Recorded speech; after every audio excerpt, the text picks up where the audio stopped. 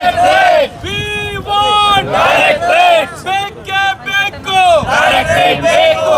ಬೇಕೇ ಬೇಕು. Direct rate ಬೇಕು. ಶಿಕ್ಷಕರಿಂದ ಹೋರಾಟ. ಶಿಕ್ಷಕರಿಗಾಗಿ ಹೋರಾಟ. ಶಿಕ್ಷಕರಿಂದ ಹೋರಾಟ. ಶಿಕ್ಷಕರಿಗಾಗಿ ಹೋರಾಟ.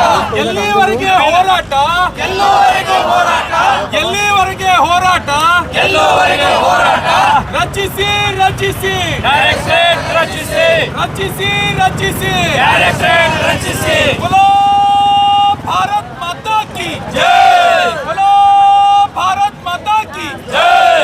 अय्यो अय्यो अन्याय अन्याय. अय्यो अय्यो अन्याय अन्याय. We want direct rate. We want direct rate. ಸಂವಿಧಾನಾತ್ಮಕ ಹೋರಾಟಕ್ಕೆ ಜಯವಾಗಲಿ. ಸಂವಿಧಾನಾತ್ಮಕ ಹೋರಾಟಕ್ಕೆ. My name is Jyoti. I am working as a social science teacher in KRC school. हम यहाँ पे करीब मेरे इस इंस्टीट्यूशन में आए वर्क करते हुए 25 साल हो गए. मैं एक बात यहाँ पे बताना चाहती हूँ कि यहाँ पे बच्चे 6th क्लास को जो आते हैं वो कन्नड़ा मीडियम से आते हैं. Really they don't know how to write ABCD. लेकिन हम 5 साल में उन्हें इस तरह एलिजिबल बनाते हैं कि they can write the answer of the program. They can eligible write any answer. The program enacted by the government to eradicate untouchability or poverty. अगर इस हद तक हम उन्हें पढ़ाते हैं और अच्छा रिजल्ट भी दे रहे हैं, लेकिन हमें क्राइस क्या दे रहा है? ये सब क्रेडिट क्राइस ले रहा है, लेकिन हमें क्या दे रहे हैं? इतना रिजल्ट दे रहे हैं, टीचर्स इतना काम कर रहे हैं, हमें क्या मिल रहा है? ये हमारी मांगे हैं जो हमारे अध्यक्ष जी बोले हैं. क्या है? DCRG होगा, 10% एक्स्ट्रा अलाउंस होगा और KGID होगा, ज्योति संजीवनी जो भी है, ये हमारी मांगे है. जब तक हमारी मांगे पूरी नहीं होती इससे पीछे हटने की कोई बात ही नहीं है. एक मैं कहना चाहूँगी. ಈಗಾಗಲೇ ನಾವು 26, 27, 28 ದಿನಾಂಕದಂದು ಬೆಂಗಳೂರಿನಲ್ಲಿ ಫ್ರೀಡಮ್ ಪಾರ್ಕ್ನಲ್ಲಿ ಸ್ಟ್ರೈಕ್ ಮಾಡಿದ್ದೇವೆ ಸರ್. ನಾವು ವಸತಿ ಶಾಲಾ ಸುಮಾರು 4,000 ಸಿಬ್ಬಂದಿ ನಮ್ಮ ವಸತಿ ಶಾಲೆ ಶಿಕ್ಷಕರು ಹಾಜರಿದ್ದರು ಸರ್ ಸ್ಟ್ರೈಕಲ್ಲಿ. ನಮ್ಮ ಪ್ರಮುಖ ಬೇಡಿಕೆ ಏನಂದ್ರೆ ನಮ್ಮದೆಲ್ಲ ನಿರ್ದೇಶನಾಲಯ ಸರ್ ಡೈರೆಕ್ಟ್ರೇಟ್ ಆಗಬೇಕು. ಯಾಕಂದ್ರೆ ನಾವು ಸುಮಾರು 13 ವರ್ಷದಿಂದ ಕಾಯಂ ಸಿಬ್ಬಂದಿಯಾಗಿ ಸೇವೆ ಸಲ್ಲಿಸ್ತಾ ಇದ್ದೇವೆ ಸರ್. 24x7 ಕೆಲಸ ಮಾಡ್ತಾ ಇದ್ದೇವೆ ಸರ್. ಮತ್ತು ರಾಜ್ಯದಲ್ಲಿ ಸತತವಾಗಿ ಎಲ್ಲಕ್ಕಿಂತ ಒಳ್ಳೆಯ ರಿಸಲ್ಟ್, ಟಾಪ್ ಮೋಸ್ಟ್ ರಿಸಲ್ಟ್ ಕೊಡ್ತಾ ಇರೋದು ನಮ್ಮ ವಸತಿ ಶಾಲೆಗಳು ಸರ್. ತಮಗೂ ಕೂಡ ಗೊತ್ತಿರ್ಬೋದು. ಮತ್ತು ನಾವು ಅಲ್ಲೇ ಇದ್ಕೊಂಡು ಮಕ್ಕಳ 24x7 ಕೆಲಸ ಮಾಡಿ ಅವರ ಒಂದು ಅಭ್ಯಾಸಕ್ಕೋಸ್ಕರ ನಾವು ಹಗಲಿರೋದು ದುಡಿತಾ ಇದ್ದೇವೆ ಸರ್.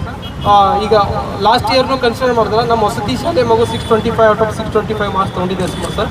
ಈ ವರ್ಷ ಕೂಡ 625 ಔಟ್ ಆಫ್ 625 ನಮ್ಮ ವಸತಿ ಶಾಲೆ ಮಗು ಸ್ಕೋರ್ ಮಾಡಿದೆ ಸರ್. ರಾಜ್ಯದಲ್ಲಿ ನಾವು ಟಾಪ್ ಮೋಸ್ಟ್ ರಿಸಲ್ಟ್ ಕೊಡ್ತಾ ಇದ್ದೇವೆ ಸರ್. ನಮ್ಮ ಪ್ರಮುಖ ಬೇಡಿಕೆ ಅಂದರೆ ನಮ್ಮ ವಸತಿ ಶಾಲೆಗಳು ನಿರ್ದೇಶನಾಲಯ ಒಳಪಡಿಸ್ಬೇಕು ಸರ್. ಮತ್ತೊಂದು 10% ಎಕ್ಸ್ಟ್ರಾ ಅಲೌನ್ಸ್ ಕೊಡ್ಬೇಕು ಸರ್ ನಮಗೆ. ಯಾಕಂದರೆ ಅಲ್ಲೇ ಕೆಲಸ ಮಾಡ್ತಿದ್ದೆವು. ನಮ್ಮ ಮಾದರಿಯಲ್ಲಿ ಏಕಲವ್ಯ ವಸತಿ ಶಾಲೆಗಳು ಇದಾವೆ ಸರ್. ಅವು ಆಲ್ರೆಡಿ ಅವ್ರು 10% ಎಕ್ಸ್ಟ್ರಾ ಅಲೌನ್ಸ್ ಕೊಡ್ತಾ ಇದ್ದಾರೆ ಸರ್. ಅವರಿಗೆ ನವೋದಯ ಮಾದರಿ ವಸತಿ ಶಾಲೆಗಳು ಸರ್, ಅಲ್ಲೂ ಕೂಡ 10% ಎಕ್ಸ್ಟ್ರಾ ಅಲೌನ್ಸ್ ಕೊಡ್ತಾ ಇದ್ದಾರೆ ಸರ್. ಅದೇ ರೀತಿ ನಮಗೂ ಕೂಡ 10% ಎಕ್ಸ್ಟ್ರಾ ಅಲೌನ್ಸ್ ಕೊಡಬೇಕಂತ ತಮ್ಮ ಮೂಲಕ ಕೇಳ್ಕೊಳ್ತಾ ಇದ್ದಾರೆ ಸರ್. ಅದೇ ರೀತಿ ಜ್ಯೋತಿ ಸಂಜೀವನಿ ಸ್ಕೀಮಲ್ಲಿ ನಮ್ಗೆ ಒಳಪಡಿಸ್ಬೇಕು ಸರ್. ಯಾಕಂದರೆ ನಮ್ಗೆ ಇನ್ನೂ ಜ್ಯೋತಿ ಸಂಜೀವನಿ ಸ್ಕೀಮಲ್ಲಿ ಒಳಪಡಿಸಿಲ್ಲ ಸರ್. ದಯವಿಟ್ಟು ಜ್ಯೋತಿ ಸಂಜೀವನಿ ಸ್ಕೀಮ್ನಲ್ಲಿ ಒಳಪಡಿಸ್ಬೇಕು ಸರ್. HN ಫ್ರೀ ಮಾಡ್ಬೇಕು ಸರ್. ನಮ್ಗೆ ಈಗ ನಮ್ಮ ಆಲ್ರೆಡಿ ನಾವು ವಸತಿ ನಿಲಯದಲ್ಲಿ ವಾಸ ಮಾಡ್ತಾಯಿದ್ದೀವಿ ಸರ್. ಅದಕ್ಕೆ 8% HRA ಡಿಡಕ್ಷನ್ ಮಾಡ್ತಾಯಿದ್ದೀವಿ ಸರ್. ಅದು ಡಿಡಕ್ಷನ್ ಮಾಡಬಾರ್ದು ಸರ್. ಯಾಕಂದರೆ ಎಲ್ಲ ವಸತಿ ಶಾಲೆಯಲ್ಲಿ ನವೋದಯಲ್ಲಿ ಮಾಡ್ತಾ ಇಲ್ಲ ಸರ್. ಏಕಲವ್ಯ ಮಾದರಿ ವಸತಿ ಶಾಲೆಯಲ್ಲಿ ಸಿಬ್ಬಂದಿಗಳ HRA ಡಿಡಕ್ಷನ್ ಮಾಡ್ತಾ ಇಲ್ಲ ಸರ್. ಆದರೆ ನಂಬಲ್ಲಿ ಮಾಡ್ತಾ ಇದ್ದಾರೆ ಸರ್. ಸೊ ಇವು ಪ್ರಮುಖ ಬೇಡಿಕೆಗಳು. DCRG ಸರ್, ಈಗ ನಮಗೇನು ಸರ್ 5 ಲಕ್ಷ ರೂಪಾಯಿ ಕೊಡ್ತಾ ಇದ್ದಾರೆ ಸರ್. ಒಂದು ಎಂಪ್ಲಾಯ್ ತೀರ್ಕೊಂಡ್ರೆ 5 ಲಕ್ಷ ರೂಪಾಯಿ ಕೊಡ್ತಾ ಇದ್ದಾರೆ ಸರ್.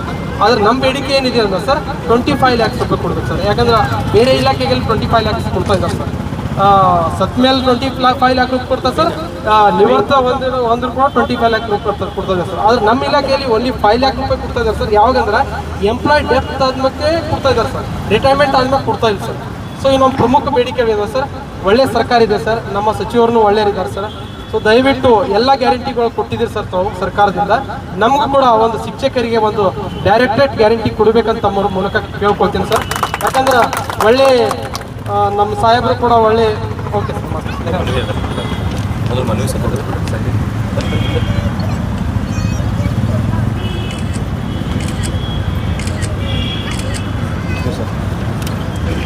ಎಲ್ರಿಗೂ ನಮಸ್ಕಾರಗಳು. ಇವತ್ತಿನ ದಿವಸ ನೀವು ವಸತಿ ಶಾಲೆಗಳ ನೌಕರ ಸಂಘದ ವತಿಯಿಂದ ಏನು ಪ್ರತಿಭಟನೆ ಹಮ್ಮಿಕೊಂಡಿದ್ದೀರಿ, ತಾವು ಬಂದು ಆಹ್ವಾನ ಮಾಡಿದಿತ್ತು ತಾವು ಬಂದು ನಮ್ಮ ಅರ್ಜಿ ಸ್ವೀಕಾರ ಮಾಡಿರಿ ಅಂತ. ಅದಕ್ಕೆ ನಾವು ಕೂಡ ಬಂದು ಒಂದು ನಿಮ್ಮೆಲ್ಲರ ಜನಪ್ರತಿನಿಧಿಯಾಗಿ ನಿಮ್ಮ ಅರ್ಜಿ ಸ್ವೀಕಾರ ಮಾಡಿದ್ದೀನಿ.